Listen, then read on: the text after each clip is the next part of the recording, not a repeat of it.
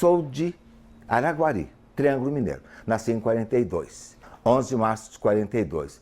Nasci de uma família com 3 irmãos, a mãe artista, mãe que cuidava de casa pouco, mas cuidava muito da cultura dos filhos, da educação, somos 3. Meu pai apoiava muito essa iniciação artística. Ele trabalhava na Estrada de Ferro Goiás. Araguari tinha essa característica, 2 estradas de ferro na época monumentais. Uma que ia para São Paulo, Estrada de Ferro Mogiana, não existe mais.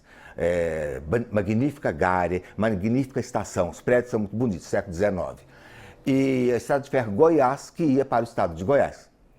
Então Araguari sediava, era a sede dessas 2 estradas de ferro, e meu pai cuidava dos almoxarifados.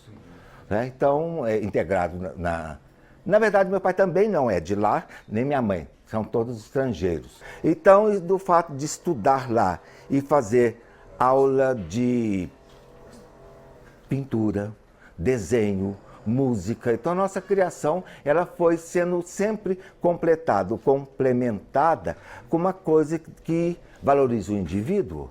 Quem sabe? Apoio de pai e mãe e de toda a família, natural que eu pudesse trilhar esse caminho. Minha mãe tinha um conjunto de câmera e alguns senhores e senhoras que tocavam. Por exemplo, Dr. René Decker, um francês, morava em Catalão, Goiás, vinha sistematicamente a cada mês tocar. Tocar, pelo prazer de tocar. Então as pessoas ficavam tocando. Dr. Alex Simek, um alemão, tocava violino e violoncelo. Alírio Silva tocava violino, Luiz Bastos clarineta. Aí eu passei também, eu fiz parte desse conjunto. Tocava flauta, meus irmãos, nós 3 tocávamos clarineta. Minha mãe fazia muitas festas. Tocava, dava aula de piano, mas fazia festas. Como católica, ela ajudava na organização das procissões, das quermesses. Então, lá ia o nosso piano para quermesse. Na época não existia televisão, ela tinha um programa de rádio semanal de música. Auditório batendo palma. E em algum momento ela levava convidados. Eu lembro que ela levou Calbi Peixoto há anos. E Ângela Maria participava. E, lógico, os cantores da região, gente do Triângulo que ia. Né? A discussão de cachê não existia muito, não. Não tinha o que a gente conhece hoje como cachê. Mas ela levava as pessoas e eram músicas de sucesso da época, mas também a coisa da música italiana. O O Sole Mio, Funicular, essas músicas populares. De um canto meio, não erudito, mas um popular mais fino e também um popular que usava na época. A relação com o desenho, com a pintura, se prolongou até hoje. Né? Daí eu vim fazer arquitetura e o desenho então ficou sempre próximo. Mas eu estudava pintura lá de uma forma regular. O curso primário foi o mais seleto possível. Família boa. É claro que era o melhor colégio. Era colégio estadual, o São José, Externato São José, era de uma prima, autoritária, uma senhora vetusta, né? Aquela coisa de camafeu no pescoço, então Dona Antônia de Carvalho. Então, um primário muito bem feito. Depois o ginásio, na época era ginásio, no Colégio Regina Passes, Rainha da Paz, de padres holandeses. Lá em Araguari tinha também 2 grandes colégios, o dos homens, Regina Passes, que tinha um internato para talvez até 1000 alunos. Então a rapaziada da região do Triângulo e de Goiás e Mato Grosso estudavam internos lá. E o Colégio das Moças, Sagrado Coração de Jesus, né, formava as normalistas. Da mesma forma, uma imensidão de pessoas, de moças também da região de Goiás, Mato Grosso e algumas de São Paulo, claro, e do Triângulo. Então a cidade tinha esse movimento e tinha as tais horas dançantes e tardes esportivas, onde então os 2 contingentes de alunos se visitavam.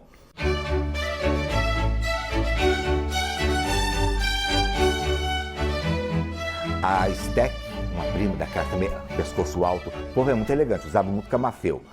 Camafeu é aquele bordadinho, um negocinho que põe aqui na gola de renda e tal. Ela falou assim, rapaz, você vai fazer o quê em Minas? Quando eu peguei o ônibus para vir para Belo Horizonte fazer faculdade. O que era vir para Minas? Eu fui o primeiro e único, talvez, araguarino que tenha vindo fazer faculdade em Belo Horizonte, não sei. Meu irmão também veio. Quer dizer, então a minha casa veio por causa de uma tia que já morava em Belo Horizonte e também eu vim, porque a vontade era fazer arquitetura. Todos iam para São Paulo ou Rio. Belo Horizonte não tinha estrada. Triângulo e Minas não se falavam. É uma dicotomia absoluta do ponto de vista físico, quer dizer, que é geográfico, e talvez um modo de pensar, não sei. O que eu sei, então, que quando eu vim para Belo Horizonte fazer faculdade, é porque era a melhor escola de arquitetura do país. Eu tinha vocação do desenho, eu gostava de casa, eu fiz também engenharia. Então, a coisa do cálculo, do desenho, esteve sempre próximo de mim. O curso era engenheiro e arquiteto. Então tinha as matérias de arquitetura e tinha as matérias de engenharia. E posteriormente urbanismo. Na época existia um senhor chamado Guinhar. E Morse Belém Teixeira, que é professor da faculdade, filósofo, o Morse, ele era muito amigo de Guinhar. E falou assim, vem que tem um moço chamado Guinhar, você pode estudar com ele também. Então eu vim para Belo Horizonte para a arquitetura, já predestinado, e eu teria feito aulas com Guinhar. Mas quando eu cheguei em Belo Horizonte foi a época que Guinhar faleceu. A escola de arquitetura, na época, ela não tinha nenhum envolvimento cultural. Então eu cheguei para Belo Horizonte, cheguei a discutir e brigar com colegas, porque o negócio era só tomar cerveja. E eu ia para concerto, isso era raríssimo. Eu ia ver exposições. Então eu vim para Belo Horizonte e briguei mesmo. Se eu vim do interior para uma cidade maior, eu tenho que me engajar culturalmente. Eu não posso ficar só tomando cerveja.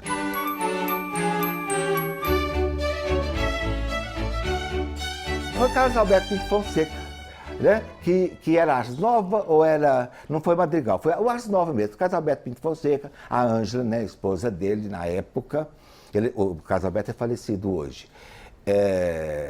Comecei a fazer na prática, comecei teatro com o canto e também o teatro clássico com o Ítalo Budardi. As coisas foram par e passo.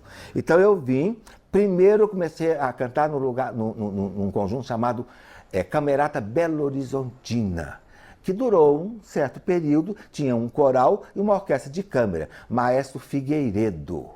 Então fui para o Madrigal Renascentista, cantei e toquei flauta. Como eu cantava já no Ars Nova, cantava também Joaquim Costa, que depois foi diretor de teatro, ator.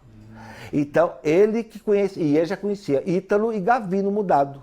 Gavino, irmão de Ítalo. E lá está precisando de elenco para Agamemnon. Fizemos Agamemnon com Ítalo e Antígone. E depois Santa e a Porca, depois, né, a vida continuou. Mas então foi assim que eu conheci Ítalo. Né? Então Ítalo foi a minha mãe cênica. Não existia o conceito muito claro de cenografia em Belo Horizonte.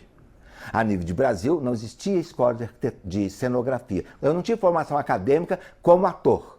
Eu trabalhei como ator no começo, o que foi muito bom, porque eu pude aliar, olha a minha pretensão, mas eu pude aliar o conhecimento da arquitetura vindo da escola. A busca do entendimento do que seria a ambiência, o invólucro da cena e posteriormente o invólucro do corpo. O figurino enquanto invólucro do corpo. Quando a gente fala do cenário, invólucro da cena e o figurino, o invólucro do corpo. Isso então me deu essa dimensão, essa terceira dimensão, ou uma quarta ou uma quinta dimensões. Resultado. Eu comecei então a entender o teatro já formado. Então, o meu primeiro cenário oficial foi Procura-se uma Rosa, do Glaucio Gil. Isso foi a primeira coisa que eu fiz, um cenário muito simples. A peça foi censurada e a peça foi censurada em Ouro Preto do ponto de vista mais religioso do que político. Eu fiz uma cama meio pornográfica, com vaginas, com pênis, uma coisa assim meio jovem, né? Acabado de sair da faculdade, vou arrebentar, bobagem. Mas então eu já saí da faculdade sabendo que eu ia trilhar esse lado. Montei um escritório de arquitetura com a doutora Maria Vergueiro, Então ficamos com a arquitetura, fiz hidráulico, fiz hidráulico sanitário, projetos elétricos e também de arquitetura. Paralelo a isso, já o teatro, ou como amador, onde eu aliei então a engenharia e o corpo no espaço. Isso me ajudou a me qualificar como cenógrafo, talvez porque a escola de cenografia eu não fiz, não existia. Bom, a minha família era boa, então eu não tinha muitos problemas financeiros, graças a Deus. Né? Mas aí o escritório que ajudava. Porque o teatro não era amador, a gente não ganhava, não tinha cachê. As produções até então eram de um nível questionável. O cenário era muito simples, muito singelo, coisas de papelão, alguma coisa emprestada, figurino. Existia uma chamada Sociedade Coral, que formou a maior quantidade e qualidade de público de ópera, através das operetas feitas no Teatro Francisco Nunes, por esse grupo absolutamente respeitável, a Sociedade Coral. Produziu todas as operetas, e algumas óperas também, me parece. Mas o que eu sei é que as pessoas usavam os próprios figurinos, né? Então usava na época roupa de baile.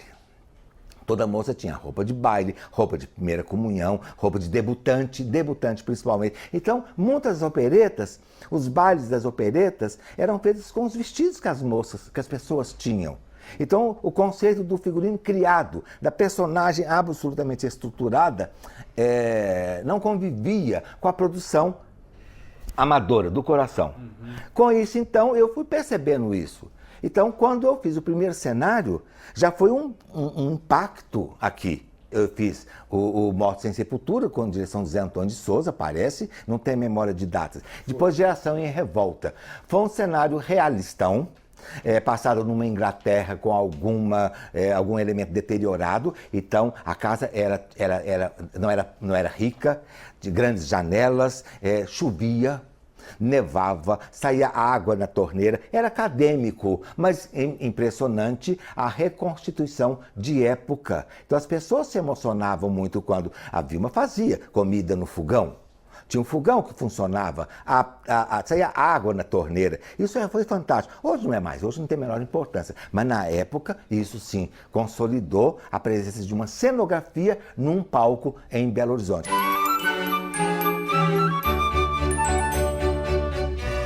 Antes de Geração em Revolta, eu fiz como ator alguns espetáculos, inclusive com D'Angelo e Jonas Bloch, na época. Então eu lembro disso, que o lançamento do livro Ró Minas Gerais, na noite de autógrafo, eu cheguei lá humilde com o meu caderninho, o meu livro, o D'Angelo ou o Jonas escreveu assim: quando iremos trabalhar juntos? Né? Então o convite veio assim, eu pegando o autógrafo do D'Angelo, e ele falou assim, vamos trabalhar. E já começamos, eu já fiz figurino, e aí essa coisa começou. O D'Angelo é médico, professor da Escola de Medicina. E tinha um show de medicina, onde o D'Angelo escrevia a maioria das esquetes. Né? Então, hoje tem um negócio chamado stand-up. Na época não existia esse conceito, isso é recente. Mas o D'Angelo produzia pequenos stand-ups, pequenos trechos de comédia na Escola de Medicina, em palcos não profissionais. Não existia o conceito de escola. A escola, sim, era o TU, o Teatro Universitário, formando academicamente as pessoas. E os grupos funcionavam como agentes de formação. Então, todos os grupos, inclusive até hoje, que tem mais escolas, que hoje tem muito mais espaço do aprendizado, mas na época o diretor, ele orientava o seu elenco.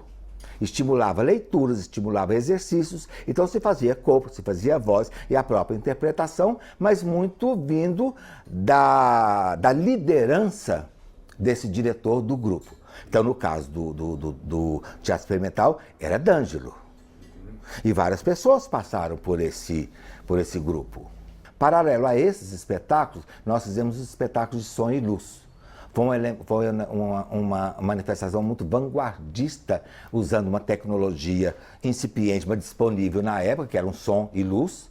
Então fizemos Semana Santa, várias Semanas Santas, com Jesus, com cenário, com o elemento dramático, com a procissão do enterro, o bispo e o espetáculo emocionando as pessoas. Fizemos vários. Campo do Atlético. No campo do Atlético fizemos uns 2 ou 3. Na rodoviária, frente à rodoviária, naquela frontalidade grande. Teve um, que eu não me lembro dos nomes, mas parecia um múltiplo medieval. Então tinha toda uma sequência das cenas. Eram espetáculos bonitos, emocionavam muito. Fizemos na Praça 7. Olha os delírios, né? E depois fizemos também vários espetáculos de som e luz em Ouro Preto, já abordando Tiradentes, Aleijadinho. Fizemos um monumental na praça, a praça principal, Praça Tiradentes, absolutamente interditada, com grandes portas fechando dramaticamente, passarelas. Na época trabalhamos muito com o grupo Aruanda, né, que entrava na figuração, nas danças vigorosas. Trabalhamos com o balé do professor Carlos Leite e vários atores. Né? Então, e fizemos 2 Aleijadinhos, contando a história do Aleijadinho, Zé Maria Murim como o próprio, em frente à igreja de São Francisco, a igreja coberta. No final, eu tinha uma maquinária de um tecido que cobria a igreja toda, eu soltava, aparecia a igreja, a grande obra. Né? Então essa coisa, todos eram emocionantes nesse sentido. Levantar uma cruz de 12 metros sobre a rodoviária, no teto, na parte superior, foi emocionante, não, foi perigoso. Então, corria-se esse risco, né? Pouca tecnologia, a melhor da época, mas correndo o risco de, imagina, uma grande cruz subir no alto, né? Emociona qualquer pessoa. Né? Independente do dia, da sexta-feira. D'Angelo fazia os textos, claro, gravava e tinha a concepção de direção. Junto com ele eu tinha a concepção de direção, mas a cenografia, mais figurino e ensaios. Nós começamos também uma formação de cenotécnicos.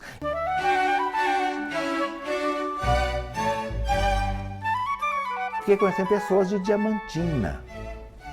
Onde então, vamos fazer um bloco. Aí fizemos um bloco. Eu desenhei uma roupa para fazer um bloco, para sair lá de dia. Isso há 69, 70, 70, 69, 70, por aí, mais ou menos nessa época.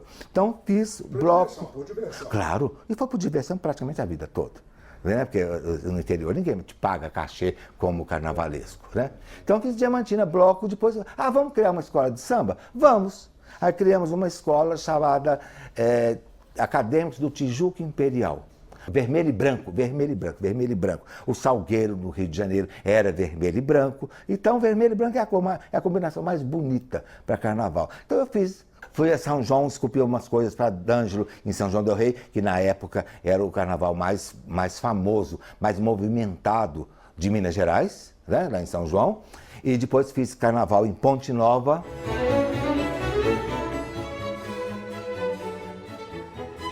Mas quem faz o cenário faz o figurino, são os 2 invólucros. Os 2 invólucros que eu comentei, o invólucro da cena, da espacialidade, e o figurino, o invólucro do corpo, para dar uma unidade.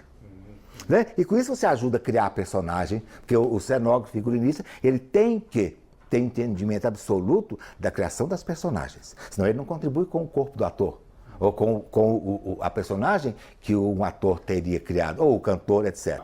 Tecnicamente são coisas distintas. Eu já tinha o desenho da arquitetura, da engenharia, o cálculo, então no cenário eu fiquei muito mais à vontade. Tanto à vontade que eu sempre fiz coisas muito grandes. Eu fico muito à vontade de fazer óperas, faço muitas, porque eu trabalho busco ter entendimento de formas grandes.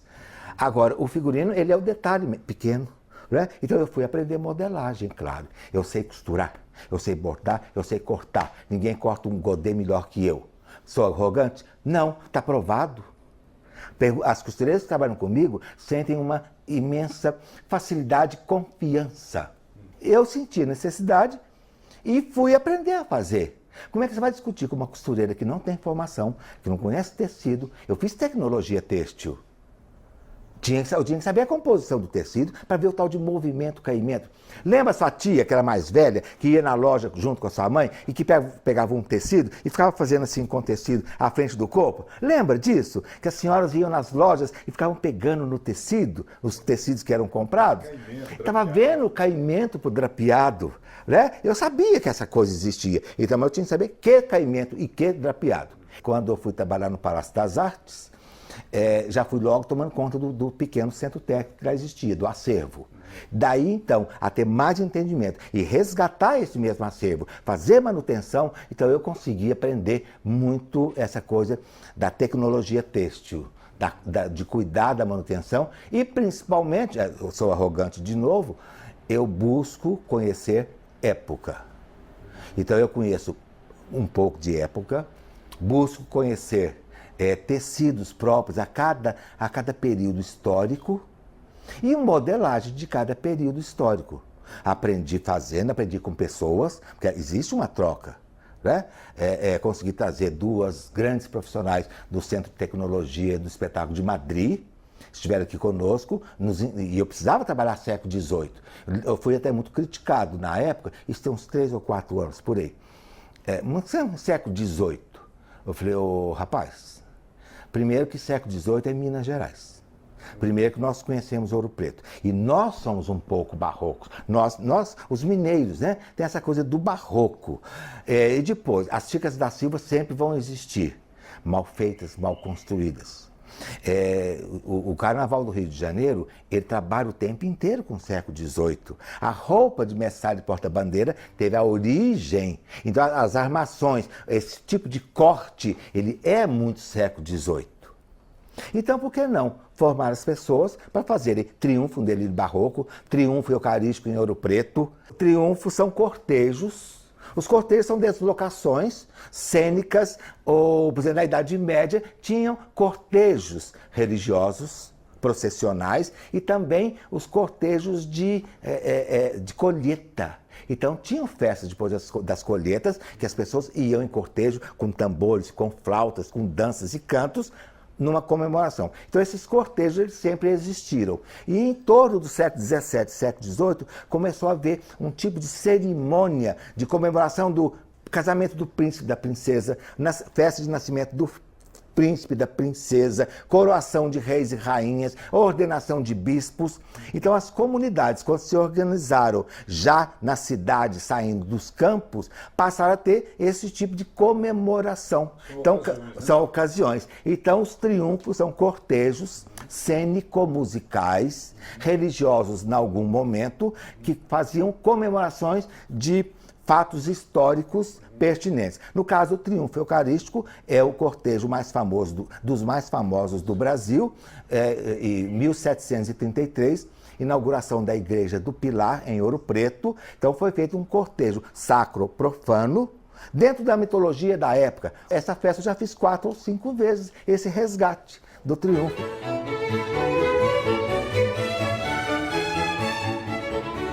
Foi o grande diretor de peças infantis em Belo Horizonte durante um grande período. Ele depois se mudou para o estado do Rio. O teatro infantil em Belo Horizonte, ele se organizou a partir de um trabalho chamado TIP, Teatro Infanto Juvenil Popular, dirigido por esse senhor, Elvésio Ferreira, que fez todos esses textos magníficos e todas as encenações, e de onde surgiu uma pleiade de artistas que fizeram peça infantil com muita competência. Isso inclui cenários, figurinos, luzes, maquiagem. Na rebarba, na trajetória de Elvésio, veio o Pedro Paulo fazendo muito mais jovem. Né? O Danjo também, mas os mais jovens aprenderam muito com Elvésio. Então Minas teve o melhor teatro infanto-juvenil produzido neste país. Fiz praticamente todos com Elvésio e com Pedro Paulo e com o Danjo, tudo.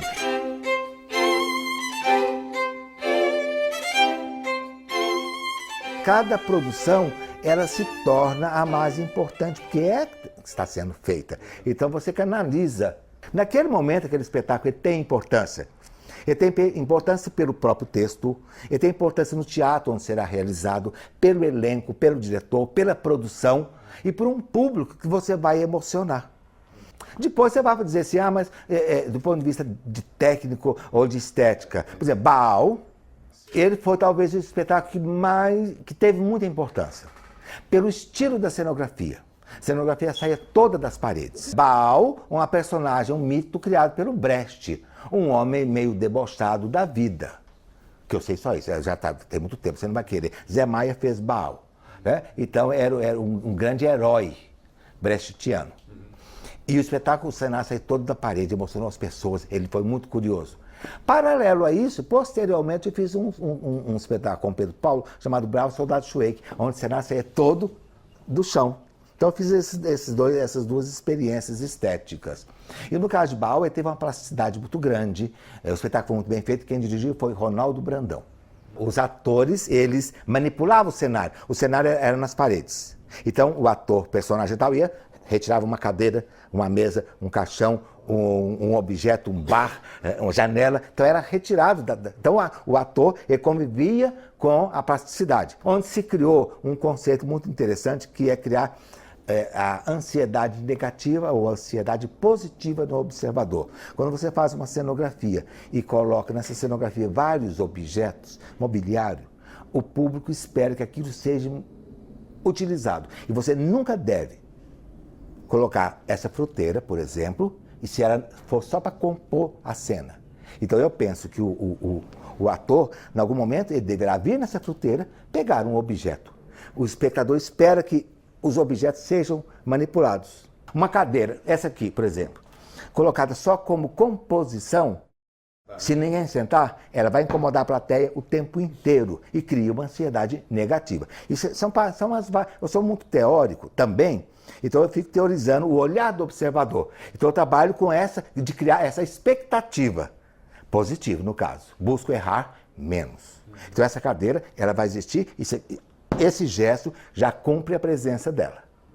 Se ela ficar aqui impávida, não tem sentido. Tira da cena.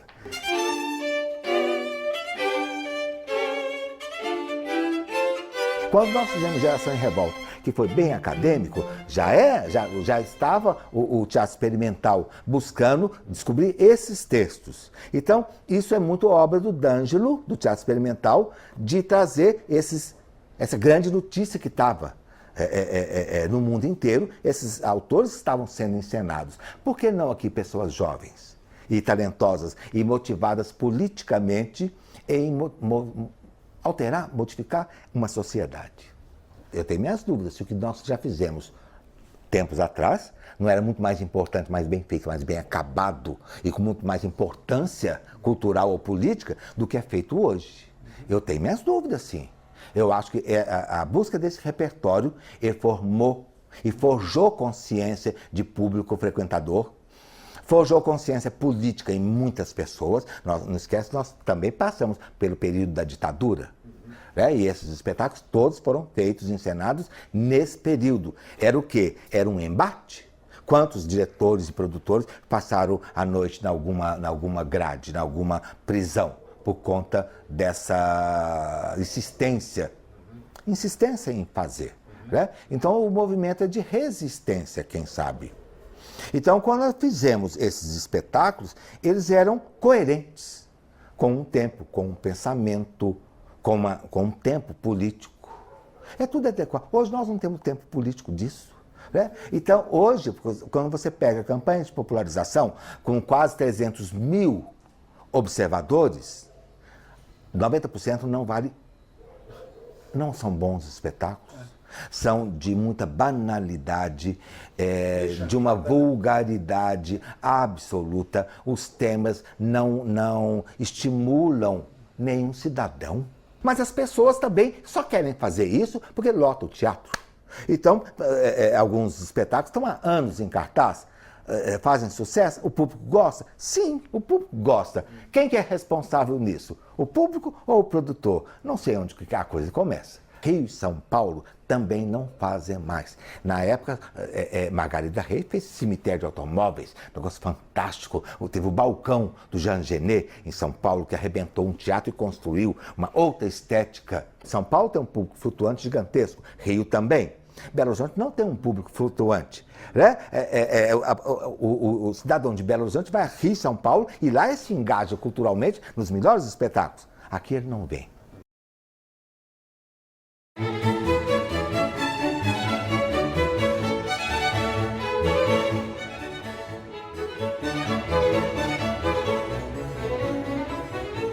Como cenógrafo, eu cuido da organização do espaço proposto por uma arquitetura Portanto, o cenário ele é adequado a um espaço, à sua tecnologia e também às suas dimensões. Cada teatro ele é construído ou ele é pensado para um tipo de espetáculo. Por exemplo, Palácio das Artes, que é o teatro oficial do Estado, e hoje com um magnífico, outro já disputando esse mesmo espaço, que é o Sesc Palladium, para grandes espetáculos.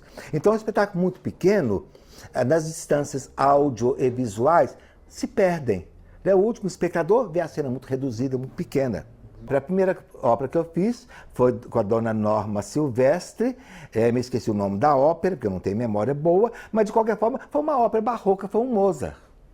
Não sei se foi festa de casamento, isso não importa, casamento pequeno burguês, sei lá o quê. Então a ópera foi pequena, mas foi ópera, é o teatro cantado. Eu aprendi com Norma Silvestre alguma coisa nessa primeira vez? Claro, mas eu já era cenógrafo. Eu sabia desenhar e sabia organizar dentro de um espaço. Mas eu já tinha feito as coisas gigantescas antes. Então eu já fiz espetáculo Som e Luz numa praça de Tiradentes de Ouro Preto com tanta gente ou mais do que uma ópera. Então, quando eu fui fazer a ópera no Palácio das Artes, foi natural, eu simplesmente fui convidado e contratado para fazer. Eu não tive que aprender, o Palácio das Artes não me ensinou nada, ao contrário, eu ensinei, sou arrogante, eu ensinei muita coisa ao Palácio das Artes. Então, fazer a ópera grande, uma ida, eu fico com muita vontade. Quem me ensinou isso? A engenharia e a arquitetura. Quando eu estudei cálculo para fazer ponte, eu estava trabalhando com coisas de grandes dimensões. Fiz cálculo de ponte. Nunca mais, né? Claro, não vou fazer ponte. Mas eu construo com outro material. Então eu começo a entender, eu estudei resistência de materiais. Então eu faço coisas muito grandes, porque eu estudei resistência.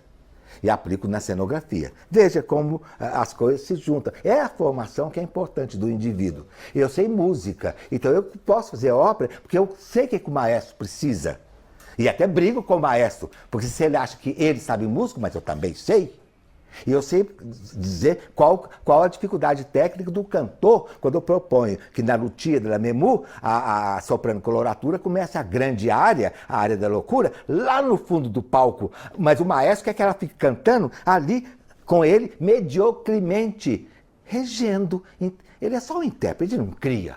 E ele quer que a moça cante ali paradinha, porque interessa a ele somente a música. Não.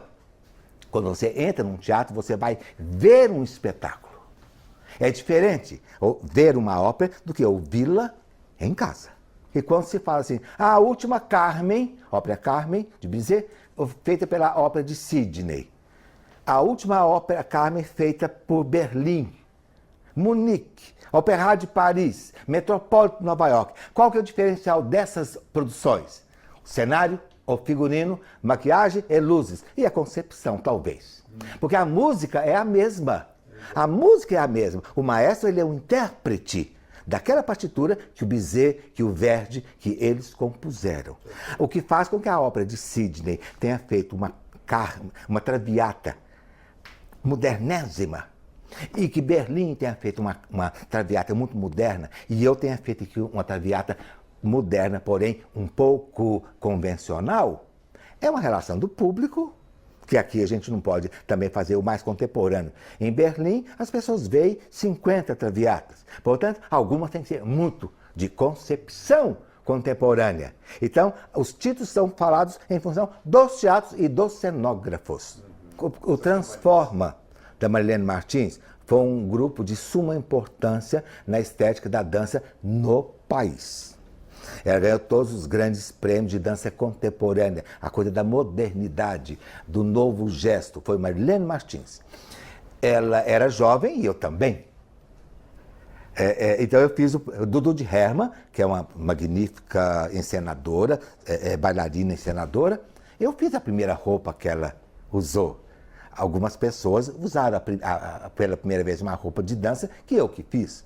Certo ou errado, a roupa cumpriu a sua função de novo, o invólucro do corpo, com uma outra estética, sim, com um outro movimento, porque eu descobri muito cedo que a modelagem, o como fazer, como cortar, como costurar, para o bailarino é uma, A roupa é mais justa, em princípio, tem outros movimentos. A roupa para o corpo do ator tem outro movimento, é solicitada de uma outra forma. A roupa para cantor lírico é outra musculatura, é outro conforto de pescoço. O mesmo desenho não pode ser utilizado na ópera, na dança e no teatro. Não o mesmo modelo. O modelo pode ser parecido, mas a modelagem é diferente.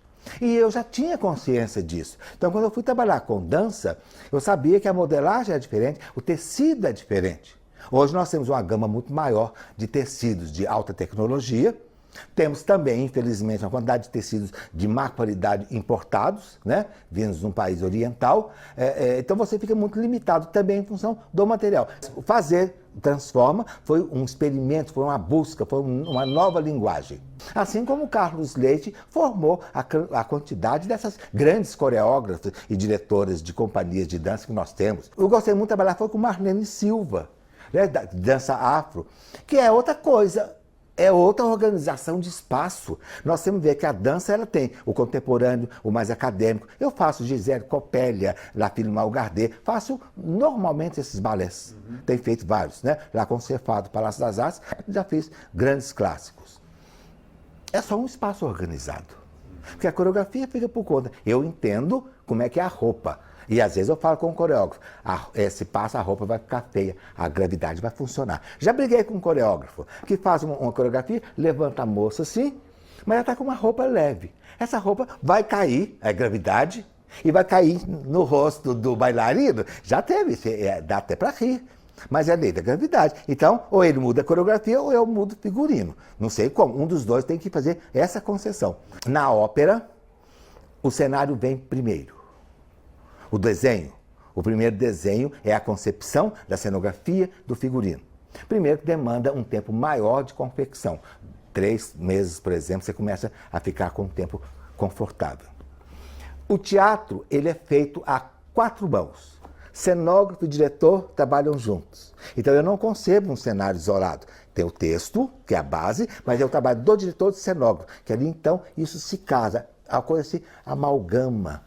Então, tem da tal linguagem, da tal unidade, ocorre no teatro. A 4 mãos, cenário e figurino, trabalhando juntos. O importante é que você nunca perceba onde começa o trabalho de um e termina o trabalho do outro. A dança, a primeira linguagem é o movimento, é a concepção coreográfica. O figurino vem depois, na dança. O cenário vem depois. Tá vendo? Na ópera tudo vem antes, no teatro vem juntos e a dança, o figurino vem depois, em função da coreografia, né, a organização do espaço.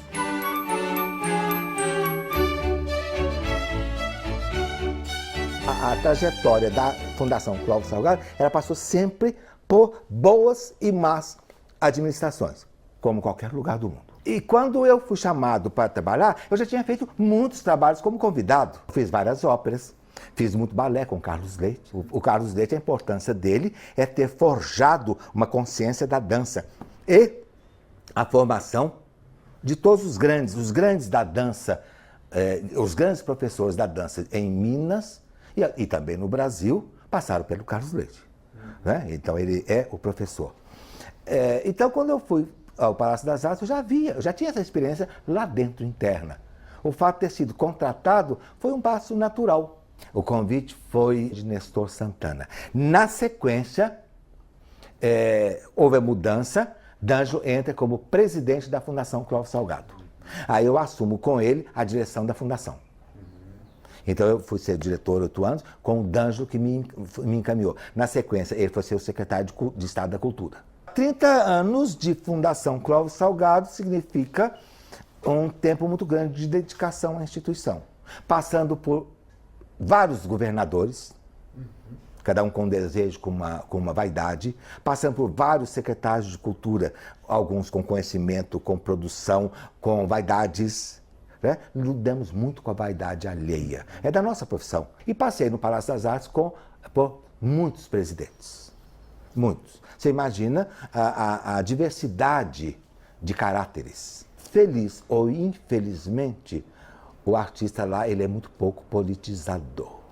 Não há uma atitude do artista ali dentro, do ponto de vista do engajamento do cidadão, que modifica. Eles não têm essa consciência. O músico toca e tem um emprego. Ganha pouco. Agora acho que os salários melhoraram, não importa. Ganha pouco. O coral, ele canta. O salário é baixo. O bailarino dança. O salário é baixo. Os funcionários administrativos têm salários baixos. Então o engajamento de vida ou da retomada de valores, lá é sempre fragilizado. A fundação, ela anda sozinha. Se o presidente não atrapalhar, lá dá certo. Sempre deu certo.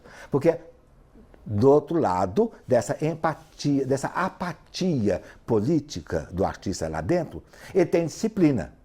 Os trabalhos nossos são coletivos. Então o coral é um trabalho coletivo. Os 40, 50, 60 cantam juntos.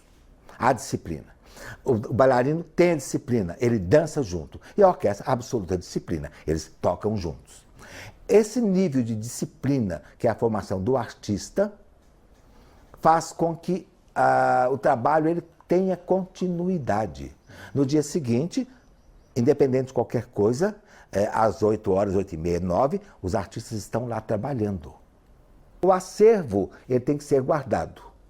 Ele tem que ser mantido, ele tem que ser higienizado, ele tem que ser disponibilizado, senão vira uma natureza morta, alguma coisa que vai só pegar fungo. Então você tem que saber como reutilizar um acervo, como dar vida, como fazer com que isso tenha vida. Então a guarda e manutenção de um acervo sempre existiu. Quando eu fui para lá, eu já fui direto para esse centro técnico, que eu já tinha um convívio. Então fui diretor 8 anos, diretor artístico, mas sempre tive um olhar ou um foco na manutenção e guarda de acervo expressivo. No tempo e com a ajuda de várias pessoas, consegui convencer a instituição da criação formal desse centro técnico. Por quê? Primeiro que o governo criou uma instituição chamada Instituto Cultural Sérgio Magnani, com altos salários, com muitos funcionários, para administrar 8 funcionários com míseros salários. Não tinha mais espaço dentro da Fundação Clóvis Salgado. Ela foi crescendo, veio o Cefar, nós é que criamos o Cefar. O Palácio das Artes tem uma escola, que é o Centro de Formação Artística, com ênfase em 3 modalidades: teatro, música e dança. Então esses 3 cursos demandaram espaços. E o centro técnico tinha um espaço muito grande lá dentro, que hoje é destinado ao Cefar, às escolas. Quando nós fomos fazer a ida em 2001, alugamos um espaço gigantesco fora para poder construir os cenários de Aida. Passamos a ter, então, espaços alugados para a guarda e depósito da obra cenográfica. Cenários, adereços, objetos de cena. Na fundação não tinha mais esse espaço. Foi, então, alugado um grande espaço fora, no município de Sabará, onde, então, se instalou o acervo, que é o Centro Técnico de Produção. Espaços com guarda e manutenção do acervo, cenários, figurinos, adereços, maquinário e produção. Então, todos os espetáculos passaram a ser produzidos lá, nesse local. E, ao mesmo tempo, a minha preocupação, que foi um pouco vocacional meu, o ensino, a relação ensino-aprendizagem, as relações do saber fazer. Essa foi sempre uma preocupação minha. Daí, eu consegui instalar o conceito do Centro de Tecnologia do Espetáculo, onde são os cursos que eram realizados. O governo do estado, dessa vez, fechou o centro técnico, acabou com os cursos, acabou com tudo. Eu fui exonerado por razões políticas, ou não sei, não me foi dada nenhuma explicação. E os cursos, lamentavelmente, foram encerrados. Nós produzimos cursos a respeito da tecnologia do espetáculo. Cenários, figurinos, adereços, perucas, modelagem, bordado, tinturamento, uso de materiais não convencionais. Veio gente de Rio, São Paulo, Londres, Paris e Nova York fazer curso aqui. Os cursos de boa qualidade, professores daqui, já trouxemos da Espanha 2 professoras magníficas de modelagem, século XVIII. Eu fui convidado a fazer a aula inaugural da SP Escola de Teatro, anunciado como a primeira escola de cenotécnica da América Latina, em São Paulo, em 2010. Bacana, né? pena, não é? Eu ir lá e inaugurar o primeiro centro de tecnologia do espetáculo, quando o primeiro eu tinha aqui, eu tinha feito. Mas não forja a notícia, não gera a notícia, essa coisa em Minas. Não gerou a notícia, não quiseram que gerasse. Tivemos muitos alunos, claro, é muito divulgado, tem site, fiz um trabalho competente lá de organização desse acervo, mas fui para São Paulo fazer a aula inaugural. Eu estudei em Munique, eu fiz curso de tecnologia e trabalhei no Centro de Tecnologia do Espetáculo de Madrid. Tenho feito vários trabalhos em Portugal e Espanha. Fui convidado para ficar nesses lugares todos. Quando eu fiz a organização temática pela OEA e também no IBAC, né, pela Funarte, fui convidado a ficar no Rio de Janeiro. Fui convidado a ficar em São Paulo. Mas eu vim para Belo Horizonte. Eu sempre voltei para Belo Horizonte. Fui eu que comecei tudo aqui? Fui. Eu me senti responsável por isso aqui? Talvez. Tem amigos aqui das artes cênicas? Tem, mas tem fora também. Eu voltei e várias vezes eu fui entrevistado e os jornalistas perguntaram, várias vezes, mas por que você mora em Belo Horizonte? Por que você não foi para Rio e São Paulo? Aí eu complementava, Londres, Paris e Nova York? Por quê? Alguém que tem algum conhecimento tem que ir embora. Belo Horizonte não pode receber ninguém com uma qualificação. Por quê? Minas não me merece? Então essa pergunta eu já fiz. Minas não me merece? Fiquei aqui. Mas fiquei aqui, mas eu contribuí culturalmente para essa cidade. Algumas pessoas acham que há um valor do ponto de vista da cenotécnica aqui sim. Eu tenho que ir embora? Agora não vou embora mais. Não com a minha idade. Devia tê-lo feito há 30, 40 anos atrás. Eu fiz os melhores espetáculos do mundo. Sim, com muita dificuldade, com pouco dinheiro, com pouca mão de obra, com pouco tempo. Sempre um pequeno deboche. Aí ele dá conta.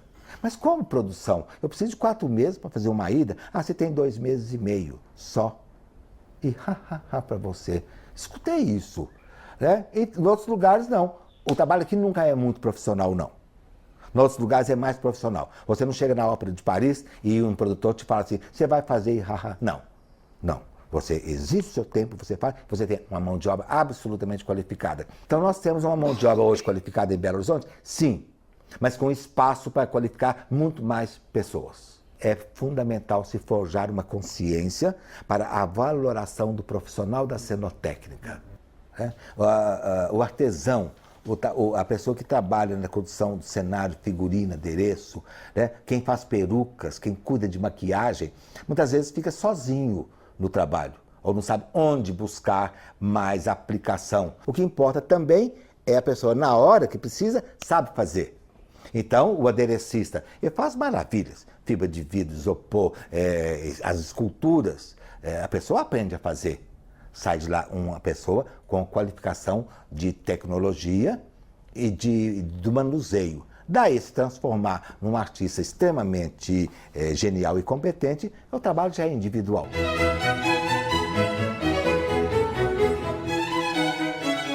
Primeiro que tivemos o Teatro Francisco Nunes, conhecido lá do Parque Municipal, que recebeu a grande produção de operetas na época, e era o teatro, mas ele convivia com formaturas, os festivais das escolas de dança e com as produções. Pronto.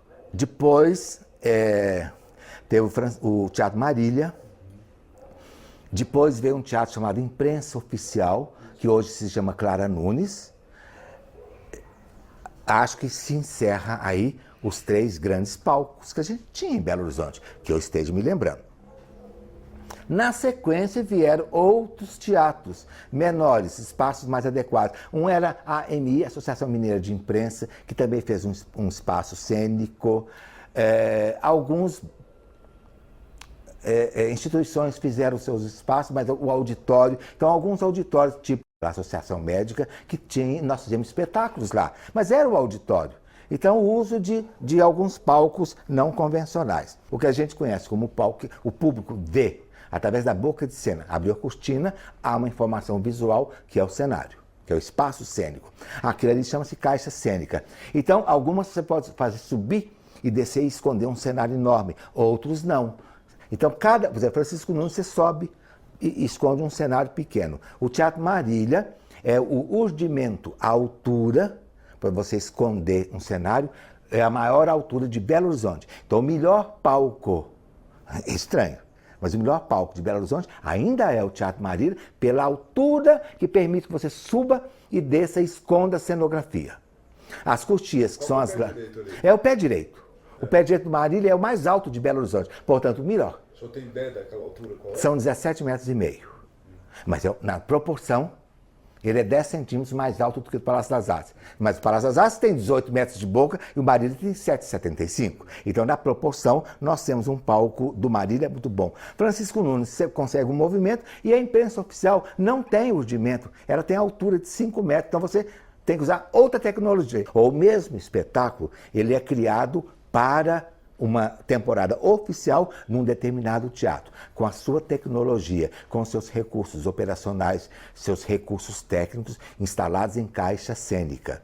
Tem a ver com o tamanho. As laterais chamam-se coxias. O Marília tem as laterais muito pequenas. O Francisco Nunes tem as laterais muito melhores. Não existe cadeira de arquitetura cênica em nenhuma escola de arquitetura ou engenharia deste país. Uma luta que já travamos tentando que fosse criada uma cadeira de arquitetura cênica numa faculdade qualquer. Nenhuma faculdade criou um curso de arquitetura cênica. O que é arquitetura cênica? Onde haja uma representação e um observador. Então, um sambódromo, que tem Rio em algumas cidades, é arquitetura cênica. O teatro é arquitetura cênica. A igreja é arquitetura cênica. O espaço para a parada militar é arquitetura cênica. Para a festa do Divino, festa do Rosário, todas essas deslocações de cortejos é arquitetura cênica, onde tem o observador e a ação que passa. Então, os teatros são mal construídos, porque não existem escolas de arquitetura. O arquiteto, ele não domina nenhuma língua estrangeira e a nomenclatura, ela não é absorvida por todos os arquitetos. Eu sou o responsável pela organização temática, a organização dos temas e termos em língua brasileira, portuguesa, brasileira. Foi reunido no Rio de Janeiro, através da Funarte, um grupo de brasileiros que trabalharam nos vários estados e eu coordenei esse grupo para um primeiro levantamento dos termos falados dentro da caixa cênica. Resultado, fizemos esse encontro no Rio e fizemos um primeiro levantamento dos termos falados, do ponto de vista do conceito e da função da ação cênica dentro da caixa cênica. Isso inclui a confecção de cenários, figurinos, adereços, o atuar, a movimentação e os objetos são recursos operacionais e recursos técnicos colocados no alto das caixas cênicas. É um glossário e ele inclusive é bilíngue.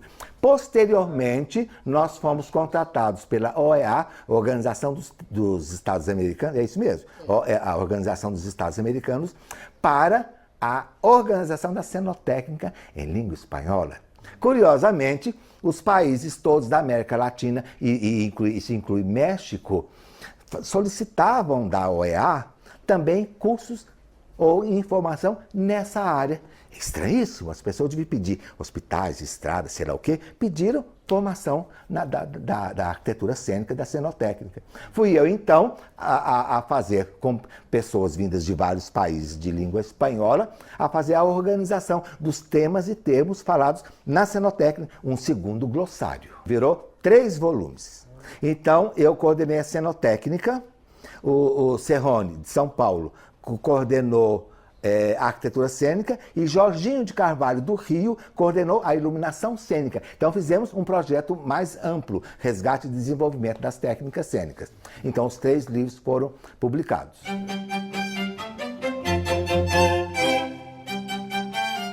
Eu acho estranho você não poder ter um cenário grande e fixo. Todos os cenários em Belo Horizonte têm que ser desmontados, porque os teatros têm que albergar vários espetáculos, o infantil, 2 ou 3 infantis no mesmo dia, o adulto. Com isso, então, para alguns produtores, isso foi ótimo.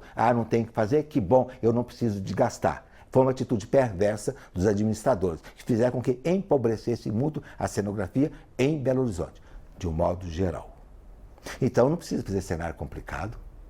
Pega o mesmo cubo, um quadrado, pinta de vermelho numa produção, na outra pinta de preto, pinta de azul. A mesma coisa. Então nós tivemos um empobrecimento, sim, na qualidade de produção do teatro em Belo Horizonte. Não há o que discutir sobre isso. Por quê? Você tem que desmontar todo dia. Não existe material. O material que você faz, o cenário, ele é efêmero. Não é uma coisa construída para durar eternamente.